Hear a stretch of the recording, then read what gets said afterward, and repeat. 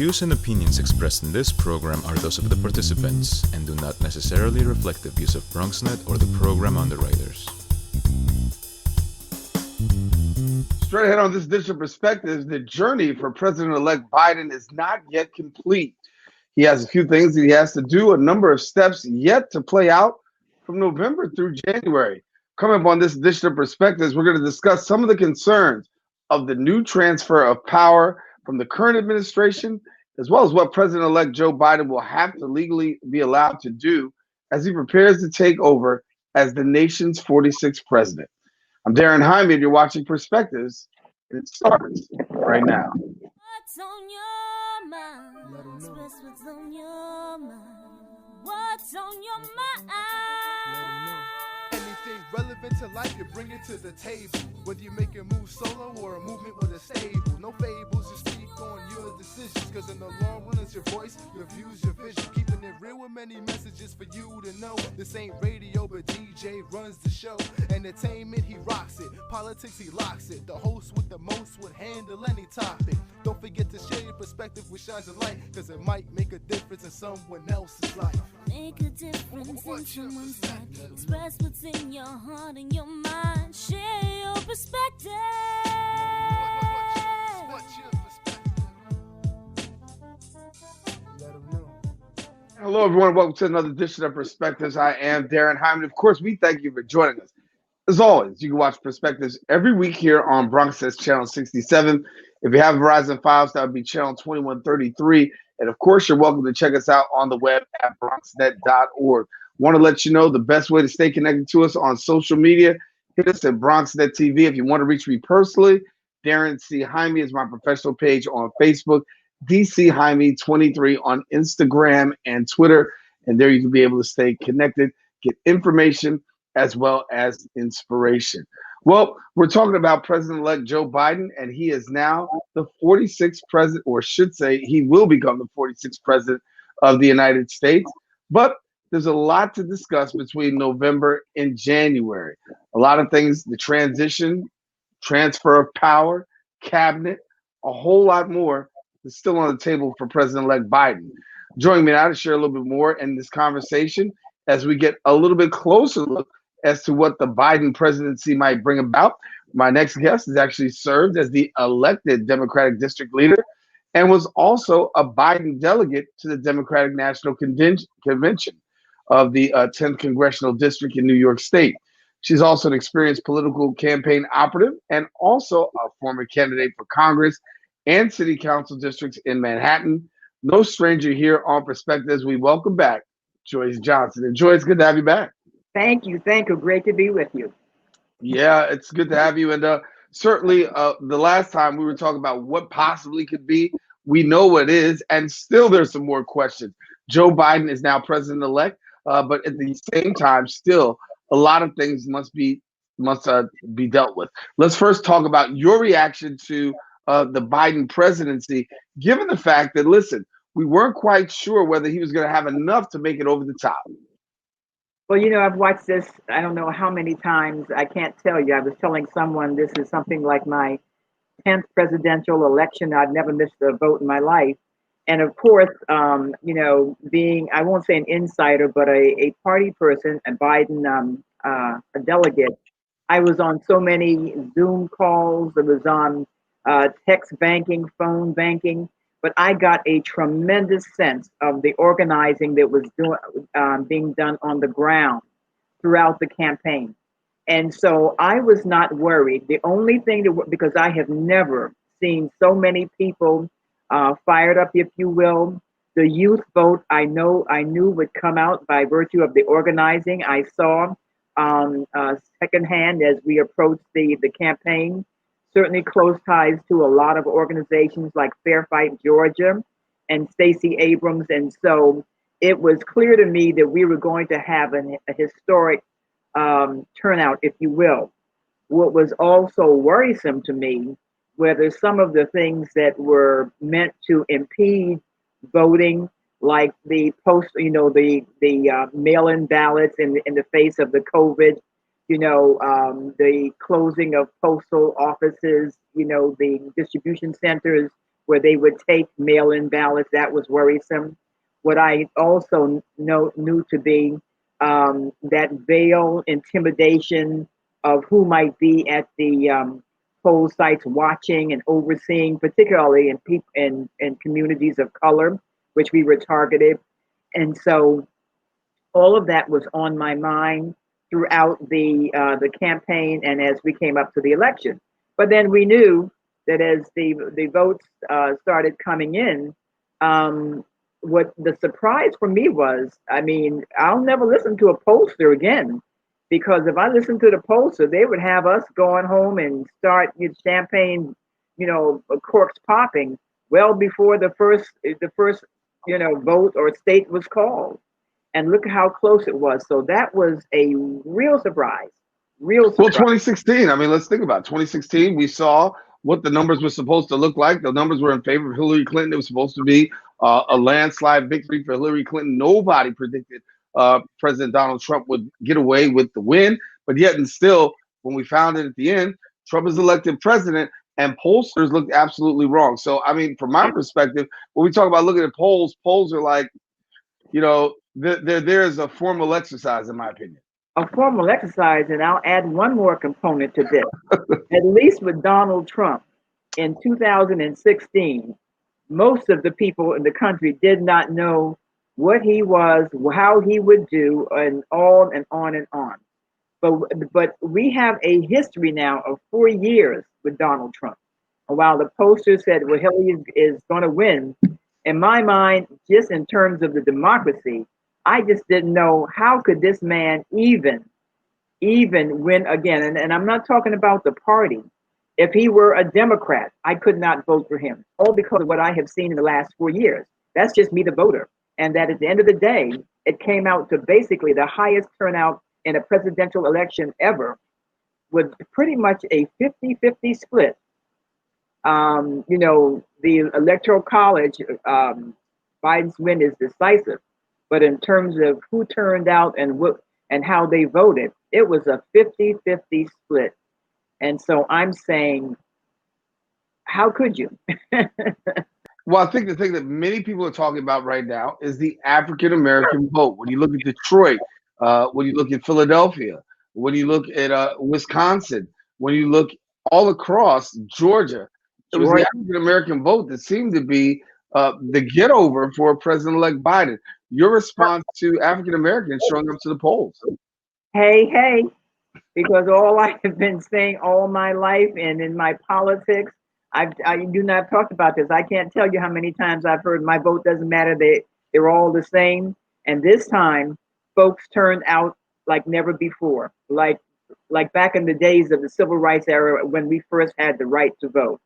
And that's because of the policies of Donald Trump, the threats of Donald Trump. And when you know someone is gunning for you, that's one thing about us. And I'll speak for myself. When the thought of voter suppression, the threat of voter suppression by all means necessary, we just said no, we're going to go. And when I saw the lines, the early voting, even here in New York, all around the country. And folks all around the country, folks said, COVID be whatever, we are going to exercise our rights. So the African American vote, the youth vote, really carried the day for this country.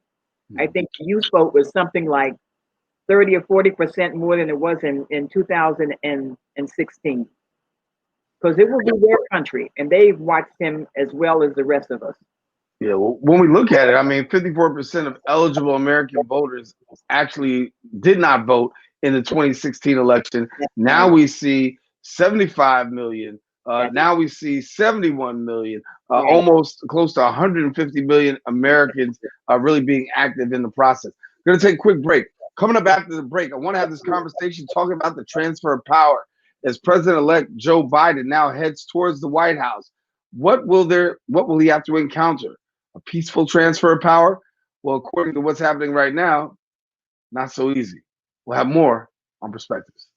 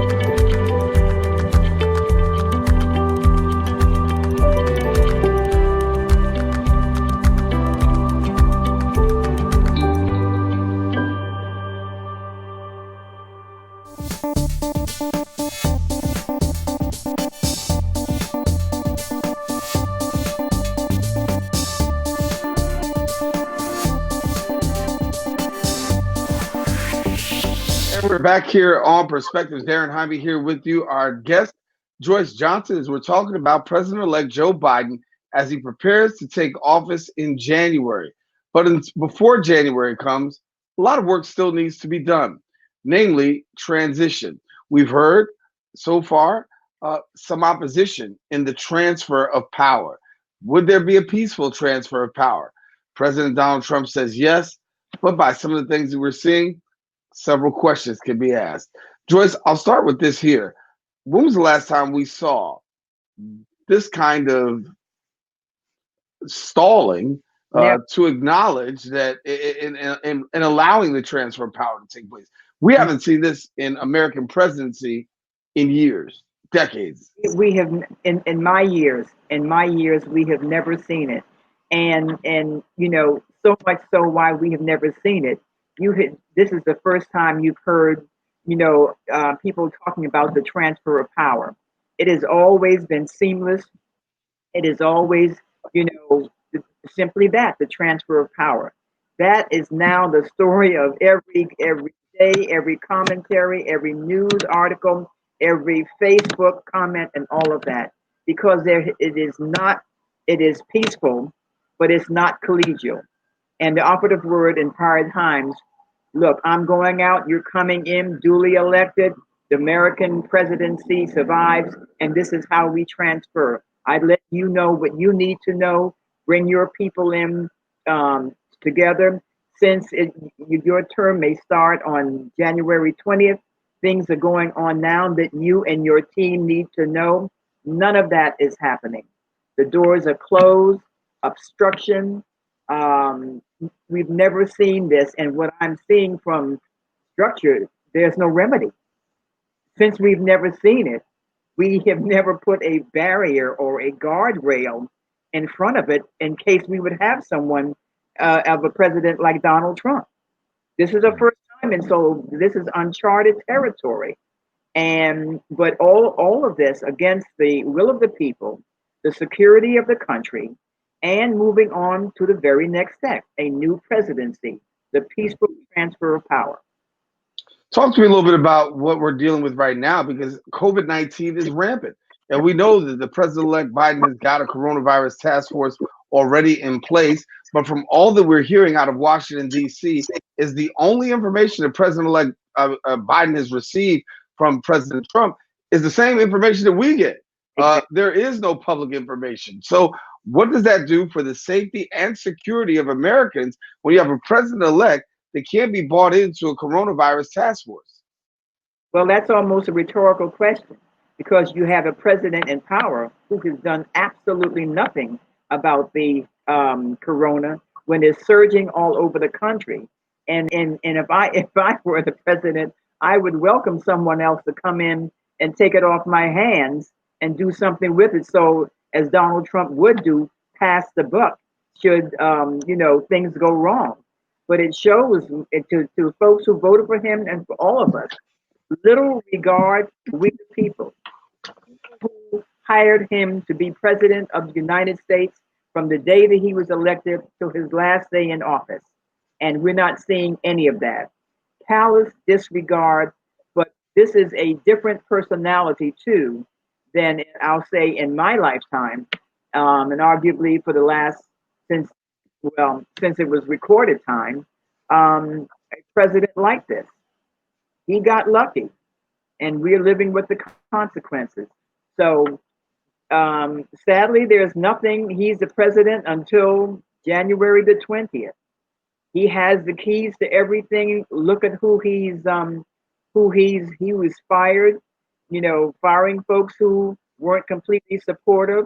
There's a great worry now of what he might do in terms of national security and deals and whatnot with some of our enemies and some of our friends, talking about taking troops out of Iraq, or Afghanistan. All of these things, the president has the power, the commander in chief. Yeah. And I say what I've been looking for is some of the military and others, because I think the most valuable, from what I've seen from them, the most valuable and really patriotic folks are those folks in high command and throughout the military. What can you tell me about numbers, Joyce? Because when we talk about numbers, I want to get here. As we said, this is the most historic turnout in terms of people coming out to vote. What can we say about these numbers? Is it that this is an anti-Trump vote? Trump supporters got about 71 million people. So is it anti-Democrat? What were we seeing by virtue of this vote? Well, you know what? This is not the first time it was a 50-50. I remember my parents talking about, I watched it, I couldn't vote, of course, 1960, Nixon and Kennedy. It came down to, frankly, the votes out of Chicago. The votes out of Chicago that gave him the presidency. So this is not the first time it's been a 50-50. And that's not the worst thing, because if we have a good Republican on one side and a Democrat likewise on the other, then let the people decide, come out and vote, and the person who gets one more vote than the other wins. But in the face of who this president is and how he has shown himself, I am absolutely shocked that it was 50-50. And that shows you the great divide. But he struck a nerve with 50% of the public that voted for him. He gave us a bill of goods and talked about the stock market. When your pocketbook has nothing to do with the stock market, we can't get a living wage. And he's talking about the stock market, and people will say, well, he was good for the economy. And the question I would ask, for whom? The rich have gotten richer. They've got a great stimulus and all of that. And so, Daren, what this also shows is we honestly don't know our government structure. We don't know. He talks, we don't know the systems in place.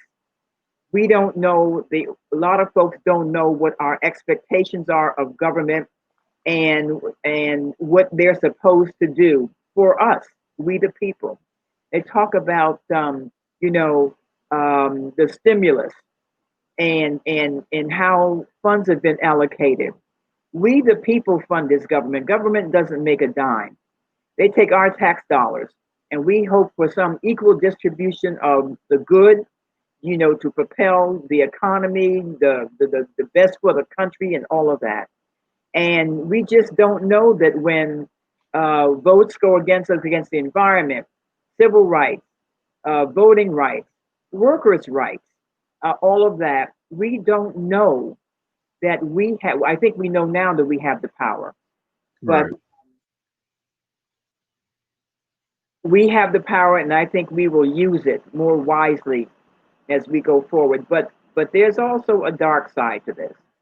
Much of the Trump's playbook was around race, around the other person of color, demographic, age, color, and national origin. Mhm. He stirred up something that I am terribly surprised it's still a component of who we are as United States of America, a good number of us. Yeah. Taking a quick break. Got to come back and talk in the next segment about what Democrats definitely need to do. This was a squeak by win in some ways. The Democrats talk about we've got a victory, but we still might have to change our message. We'll talk about that when we return right after this.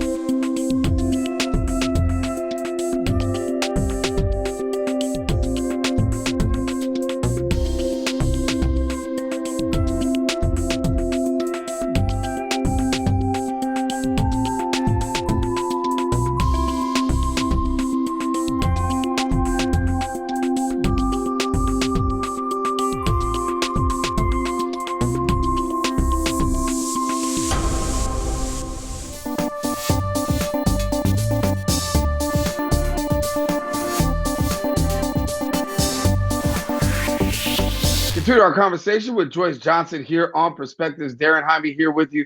Thank you for joining us. We're talking about President-elect Joe Biden as he is now preparing to take office in January. Joyce, I want to get this question out here. Democrats are rejoicing about the fact that there is a Biden presidency, no question about it. But there's still some work that needs to be done. When we talk about the Democratic Party as a whole, the messaging component, what kind of messaging needs to go forward? I think for a long time, there was this anti-Trump message and much necessary. But however, he's not the president anymore after January. What kind of messaging is the Democrats going to have to align themselves to in order to keep voters engaged and in the party? Because as we see, we're in a country that's very divided. Very divided. Well, on the ground, what generally happens is after an election, everybody goes away until the next election comes around. And so that organizing, monumental organizing that we saw in this election, we're going to have to keep it up. Well, while 170 million people voted, arguably there may be 50 million that are still eligible to vote and need to vote. And so we have to capture that. But what the Republicans did, this was the most complicated in terms of messaging. You know what? I've always, on both parties, there used to be left, center, left of center, right of center, and all of that. There is the same and regional. A Democrat who lives in New York is not the same as a Democrat that lives in Georgia, Texas, Arizona, and all.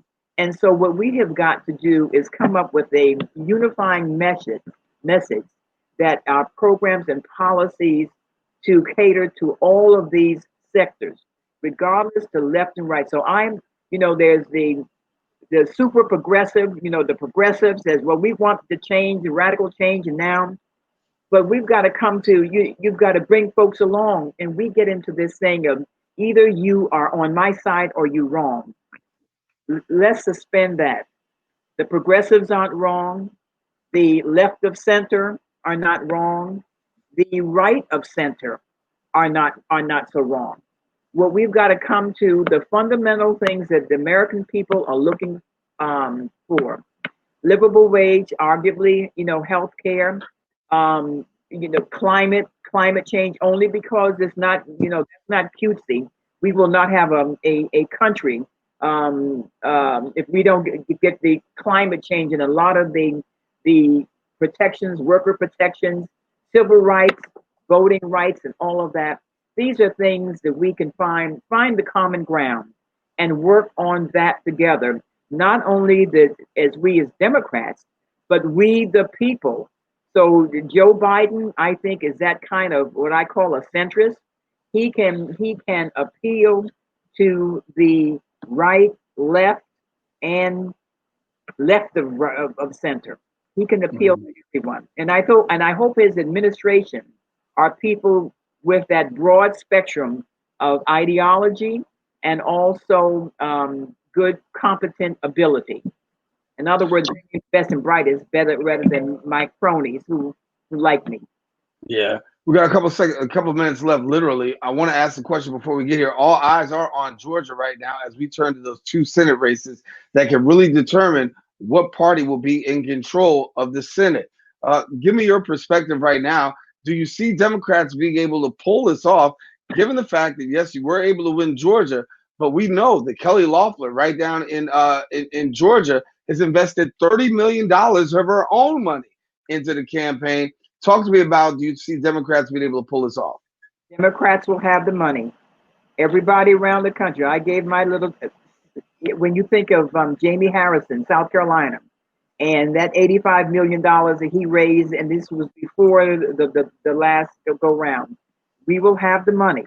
What we have also is organizing, beyond organizing with Fair Fight Georgia, the Georgia Project. And I think folks understand. When I say folks, we all understand the consequences. If we don't take the Senate, the presidency really won't matter. Because so much in terms of Supreme Court justices all across the, all up and down the judicial system. All of these things are at stake. And you cannot win and cannot move anything without a majority. We need the Senate. Case in point, 2012, 2010, after Obama was elected in 2008, and everybody he was reelected. I mean, he was in power in 2010. We lost the state houses, the Congress, the Senate. He could not even get a Supreme Court justice appointed. So everyone is very mindful of that. And so it will be a battle, but I assure you, we want this more than anything because there will not, Joe Biden will be as hampered as Obama was after 2010. We can't. Yeah, I hear you say you want it, but now the question is, can you win it? Yes, we can. Yes. All right. We're going to leave it there. We're going to see. January is going to be that special election. And of course, January will also be when President-elect Joe Biden is inaugurated into office. Joyce Johnson, once again, thank you so much for joining us here on Perspectives. We got to leave it there. Peace out. I'll see you at the inauguration. All righty, the inauguration it is. Joyce Johnson, our guest here on Perspectives. I am Daren Jaime saying thank you for joining us. As always, stay tuned to Perspectives as we get close towards the inauguration. We'll have more conversation, more guests that will be able to give their perspective as we see this transfer of power. For all of us here on the show, take care. God bless. Share your perspective with somebody else. You just don't know. It might make a difference in someone else's life.